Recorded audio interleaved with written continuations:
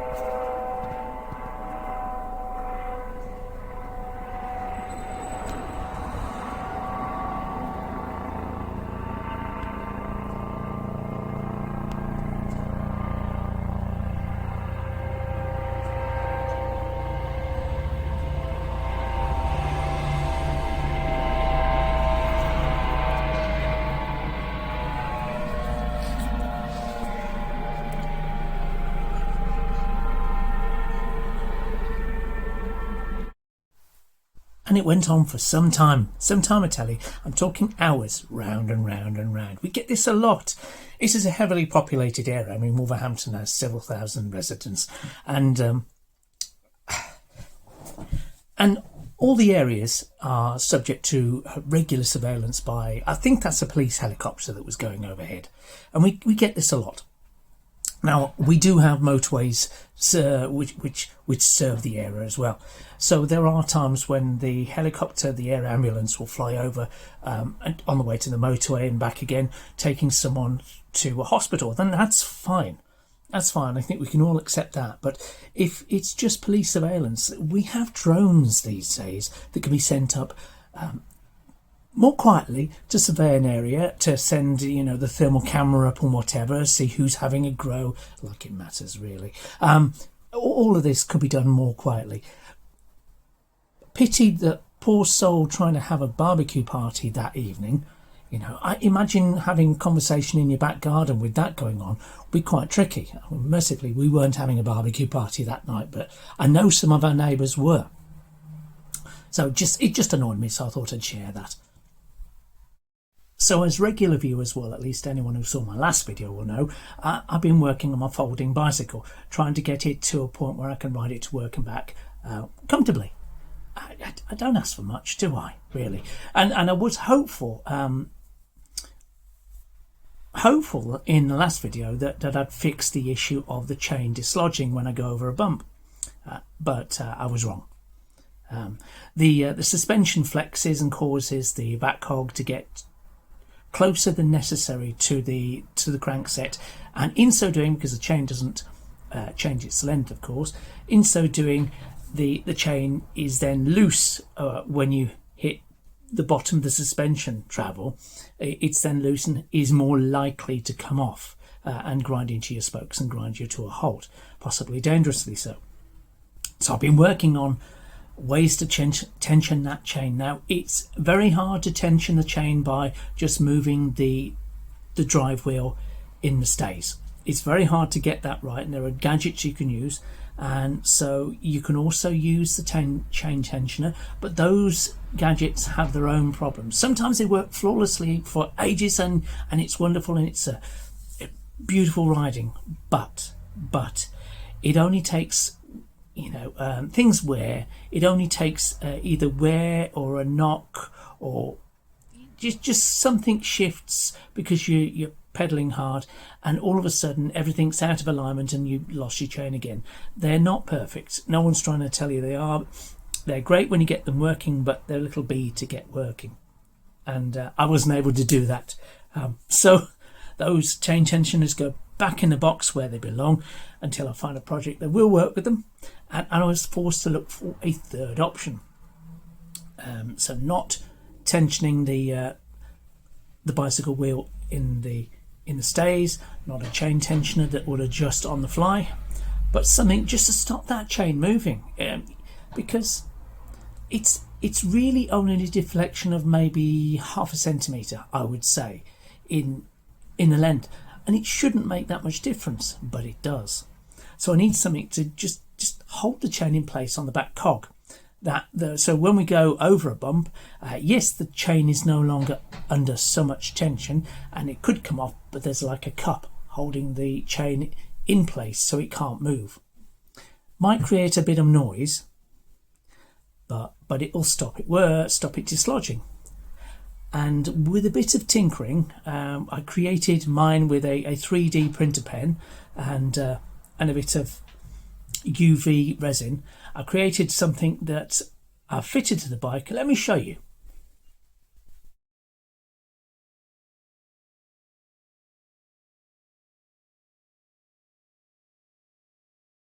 So now no one's going to try and tell you it's a thing of beauty. It certainly doesn't look as precise as the things you might get out of one of the 3D printing machines, but I don't have the patience nor the talent to get to use one of those machines, nor the money, frankly, honestly. So I thought the 3D printer pen was the way to go with this. It lets you get what you want pretty quickly, and you don't have to be too fussy about the results as long as it works. You know, this is a bicycle you're going to leave in public. You don't want it to look too nice. That's my theory anyway. I'm sticking with it. So as you can see, it's a device that hangs from one bolt, and I can spring load it if I want to make sure it properly holds its tension against the chain. But for now, I'm just trying it loose. It hangs down by its own weight against that back cog, and the idea is, that the chain will push back against it, but it can't really go anywhere. So the moment's lost and the chain is not shed. And how did I make it? Well, it isn't all 3D printing plastic, because that's expensive. I decided to use a bit of a scrap of plastic. Now you can use if you're making your own or something similar, you can use your own plastic. So from waste, like waste bottles, plastic bottles, things like that. In this case, I used a section of tubing. This is common garden toilet tubing, sewer tubing that connects your toilet to the main sewer main. And it's relatively impervious to oils and water and so on. So I figured it's a good start, isn't it?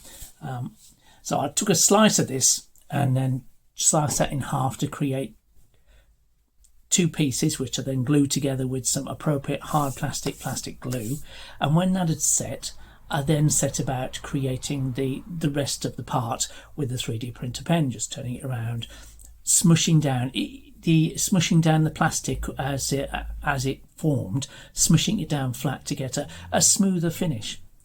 Also, when I work the product, you can get it pretty tidy if you've got a steady hand. But if you find you're getting a lot of ridges, what you might find is it's worth getting one of these tools. This belongs to the missus. It's a teeny tiny little heat gun.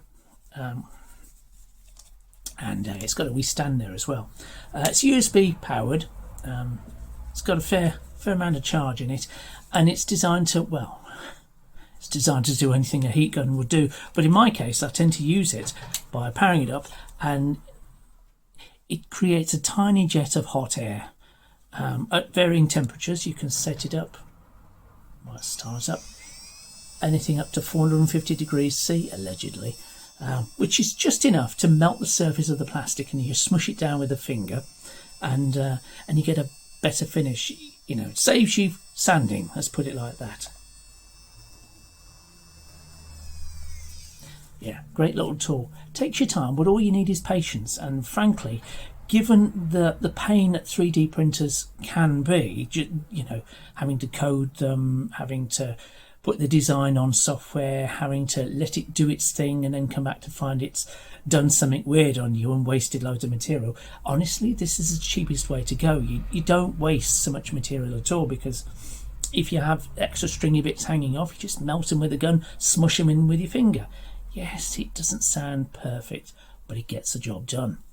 And that's what it's all about. You want a part that works, you want a part you can fix. If it cracks, you can fix it. If it fails in some way, needs a tweak, you can fix it, you can do it. You don't have to go straight back to the drawing board and start again with a brand new print. None of that. It's pretty good. I couldn't tell you what the missus paid for it. I know it wasn't much, but if you have the opportunity, I would suggest you get one of these if you're into your 3D printing. Yeah.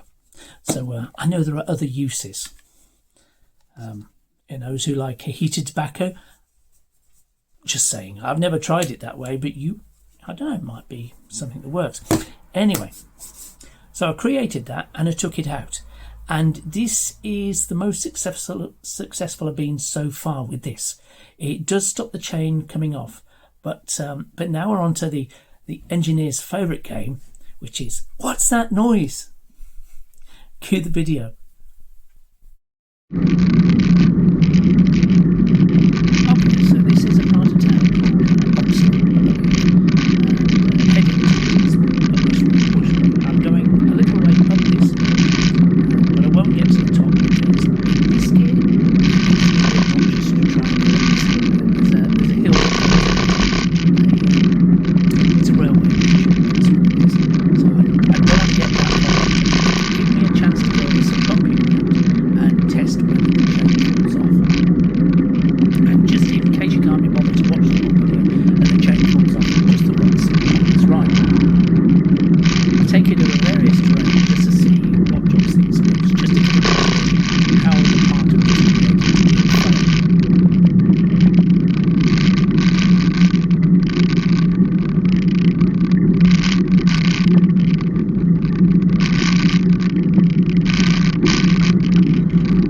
for those who are listening now, you can hear two things.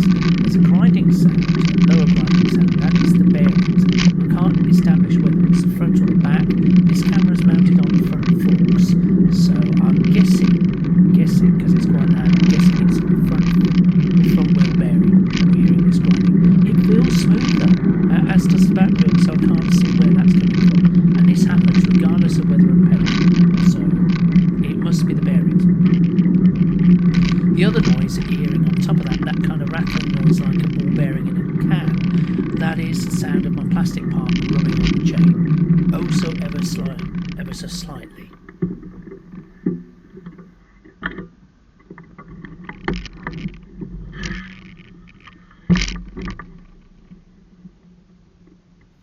It's at this point I realised the steering had come loose and jogged to one side and it was misaligned, so I had to stop and try and push it back. It's because we've got a quick release bolt for the steering tube. Yeah, I wouldn't design it that way. I find it irritating. These often get loose and they're see, now I've got to clamp the wheel between my legs and twist. This won't be the first time I do this on this journey. It's kind of annoying. It's getting another bolt as soon as I can find the time. And there in the distance is a little idiot cycling up, well, not cycling, he's riding a scooter on the road. That's what I think he's doing anyway. Too fast, wrong side of the road, coming towards traffic. Yeah, safe.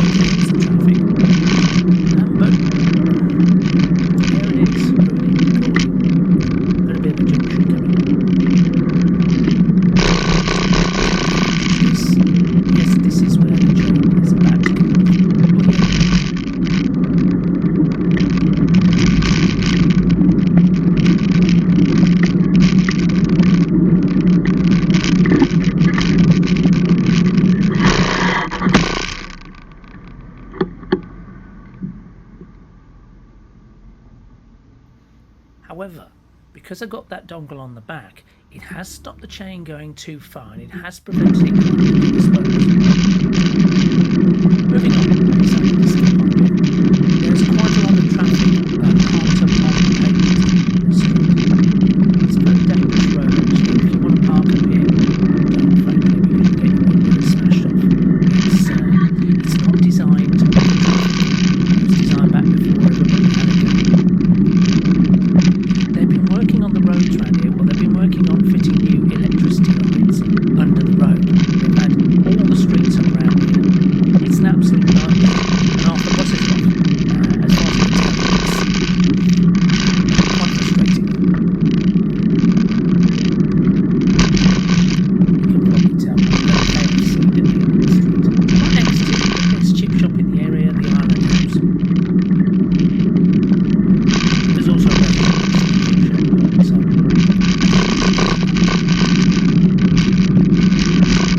Take the bike around the back.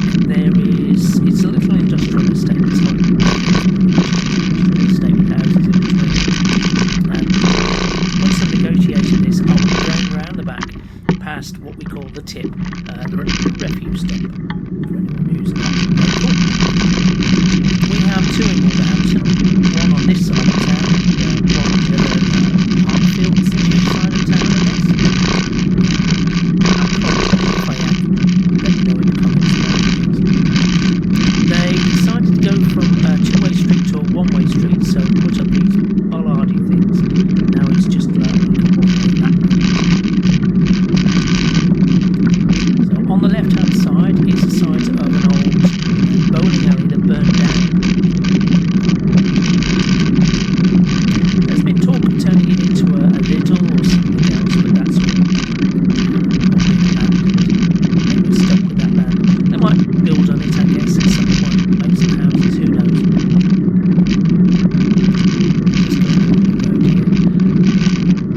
On the right hand side there's a couple of funky little offices. There's also a building for a water company. They do water companies. They used to be known as Water Logic, and before that it was Angel Springs. But I think they've been bought out by an American company now.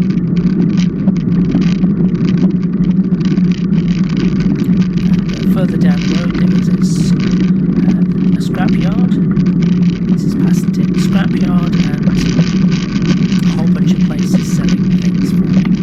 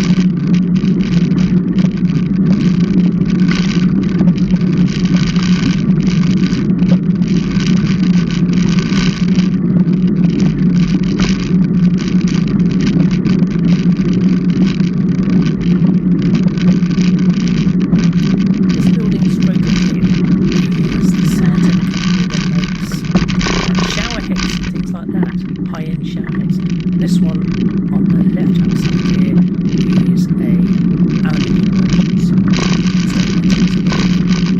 Not that you can see much because the recording is so late and this camera frankly isn't up to much. Apologies.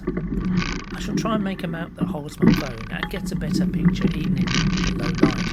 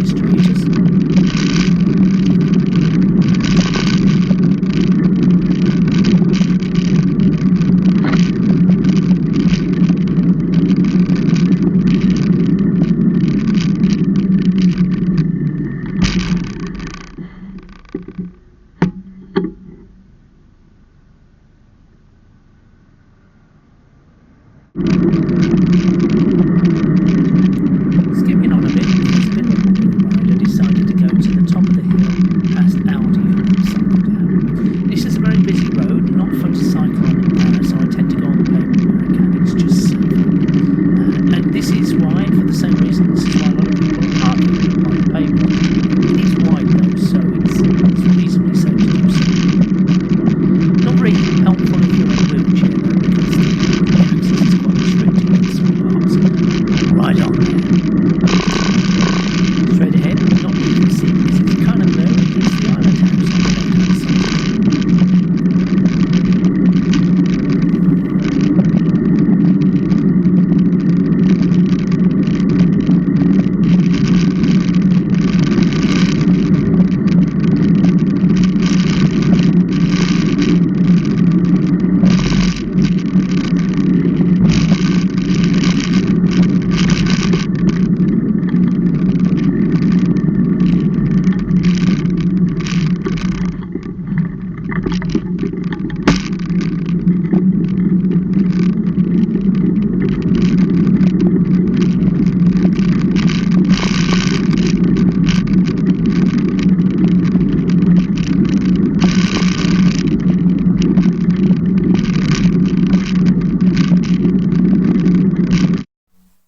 So that's the progress and a somewhat blurry tour of Oxley.